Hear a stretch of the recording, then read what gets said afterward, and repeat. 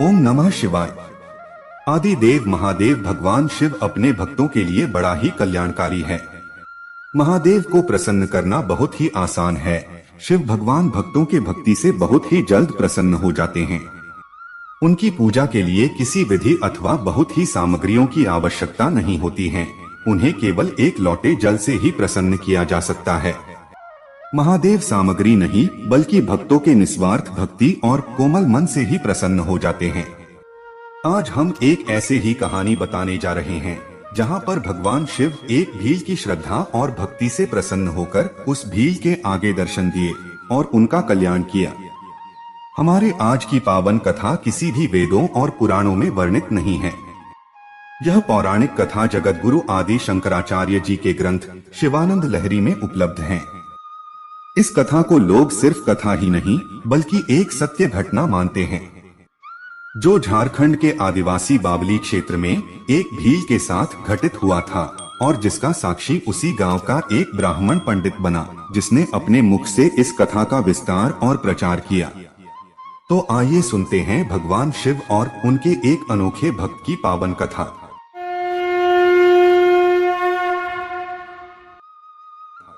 यह कथा झारखंड के एक आदिवासी गांव के है। यहाँ के निवासी अत्यंत सीधे साधे होते हैं। उनका रोज का कार्य होता है भगवान की भक्ति करना और पास के जंगल से जाकर शिकार मारकर अपना भरण पोषण करना। उन्हीं गांव वासियों ने पास की जंगल में एक छोटा सा शिव मंदिर भी बनवाया हुआ था, जहां पर उसी गांव का एक ब्राह्मण हर दिन जाकर शिव जी की पूजा अर्चना करता था। एक दिन की बात है, उसी गांव का एक सीधा साधा भील शिकार करने कंधे पर धनुष बाण और जानवर की खाल से बनी मशक में पीने का पानी लेकर जंगल में चला गया। सारा दिन बीत गया पर उसे कोई शिकार नहीं मिला। धीरे धीरे अंधेरा हो गया, देर रात हो गई मगर उसे कोई शिकार नहीं मिला। सोचा अंधेरा भी हो गया है, कोई शिकार भी नहीं मिला, तो क्यों ना मैं आज मंदिर के प्रांगण में ही रात बिता दूं।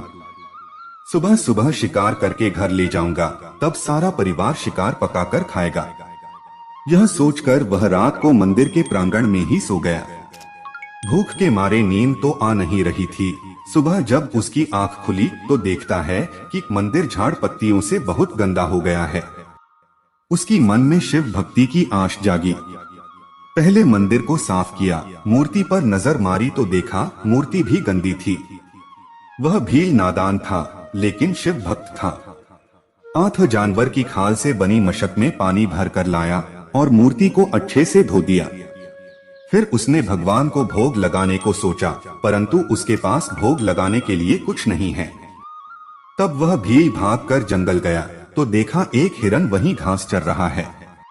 भील ने उसी हिरण का शिकार किया और उसी का मांस और लहू भगवान शिव को भोग में अर्पित कर दिया। वह भील पूजा पाठ की विधि विधान कुछ नहीं जानता था, लेकिन मन में अगाध श्रद्धा और भक्ति था।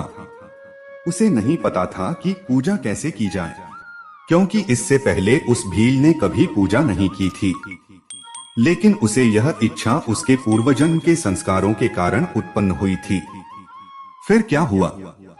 भगवान शिव को मांस और रक्त का भोग लगाकर वह वही मांस और रक्त प्रसाद समझकर अपने घर ले गया और घर पर सबने शिव जी का प्रसाद समझकर उसे ग्रहण किया। धीरे धीरे उसे ऐसा करने की लगन लग गई। रोज रात को मंदिर में आकर सोता, सुबह जल्दी उठकर मंदिर साफ करता, मशक के पानी से मूर्ति धोता, किसी न किसी जानवर को मारकर उसका मांस और रक्त भोग में चढ़ाता और फिर वही मांस और रक्त प्रसाद समझकर परिवार सहित ग्रहण करता।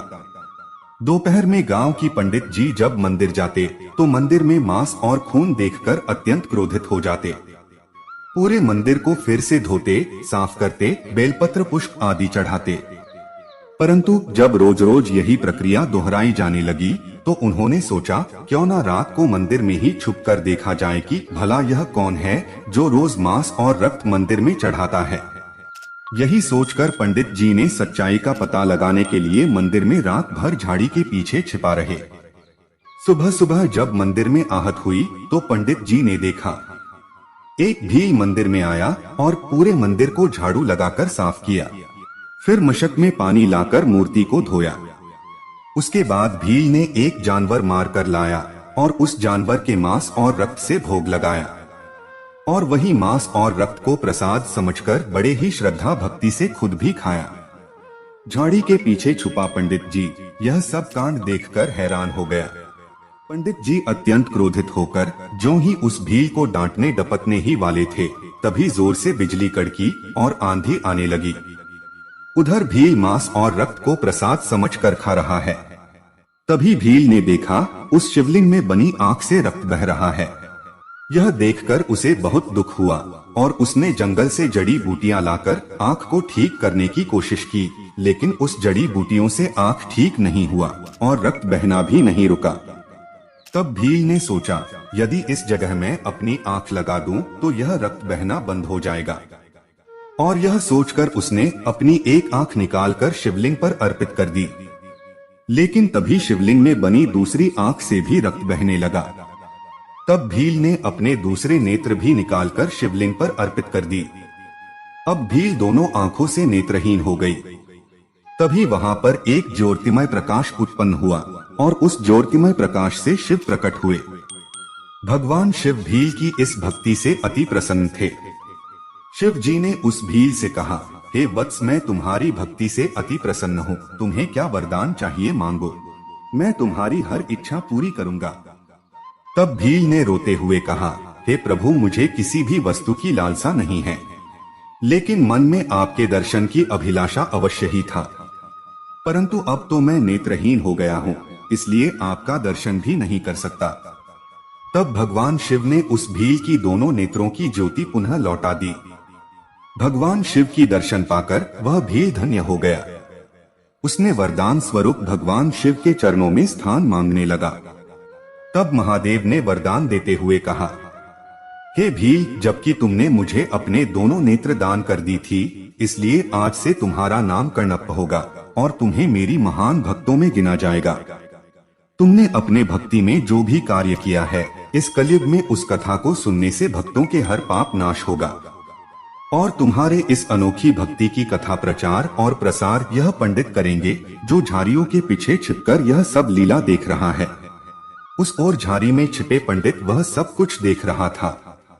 उसने सोचा, मैंने इतनी दिनों से शिव जी की पूजा की, भक्ति की, लेकिन मेरी भक्ति तो कुछ भी नहीं है। इस भील की भक्ति ही महान है।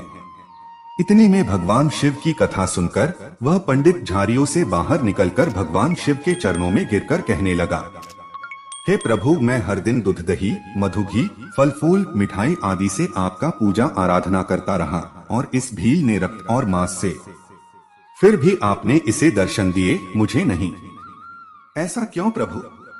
इस पर भगवान शिव जी ने कहा, हे पंडित, तुम्हारे भक्ति में सामान था मगर भाव भक्ति नहीं था, परंतु इसके भक्ति में अगाध भाव भक्ति था। इसने यह नहीं सोचा कि रक्त और मांस चढ़ाना पाप है अथवा पुण्य।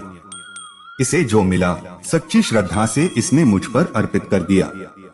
यहाँ तक कि इसने अपने दोनों नेत्र भी मुझे अर्पित कर दिया और तुमने झाड़ियों के पीछे छिपकर केवल यह सब तमाशा देखता रहा। हे पंडित, मैं भाव भक्ति का भूखा हूँ। दूध, दही, मधु, घी, फल फूल, मिठाई, इन सब का मुझे आवश्यकता नहीं।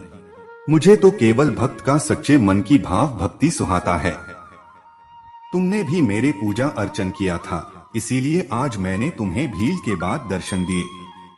अब जा मेरे इस महान भक्त की कथा का प्रचार प्रसार कर।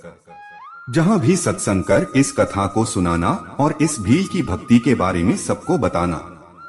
ऐसा कहकर भगवान शिव अंतर्ध्यान हो गए और वह भील और पंडित जी भगवान शिव की जय जयकार करते हुए गांव में वापस आ गए। उसके बाद भगवान शिव की आज्ञानुसार पंडित जी जहाँ जहाँ सत्संग करते, उस भील और उसकी शिव भक्ति की कथा सुनाते। इस सुंदर कथा से हमें यह ज्ञात होता है कि भगवान भक्ति की भूखा होता है, साजो सामान की नहीं। वह भील जिसका नाम नील था, भगवान शिव ने उसका नया नाम कर्णप्प रखा। तमिल भाषा में नेत्र को कर्ण कहते हैं। पुजारी भी शिव के साक्षात दर्शन पाकर धन्य हो गया। मित्रों, शिव भक्ति की यह महान कथा आपको जरूर पसंद आई होगी। तो सभी बोलो, जय भगवान शिव शंकर की जय।